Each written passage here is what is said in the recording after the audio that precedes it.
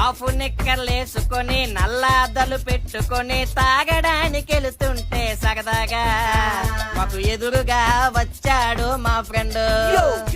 ఎక్కడికి వెళ్తున్నారని అడిగితే మేమేమో తాగడానికి వెళ్తున్నామని అన్నాము. ఈ రోజు మీకు స్పాన్సర్ నేనని అన్నాడు. మేము షాక్ అయ్యాము, ఎప్పుడు లేనిది ఈ రోజు.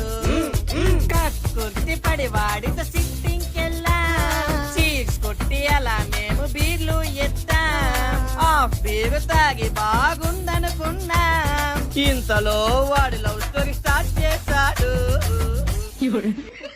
నమ్మొద్దు బ్రేకప్ అయిన నమ్మొద్దు, నమ్మిన సిట్టింగ్ కి కక్కుతూ పడి వెళ్ళొద్దు.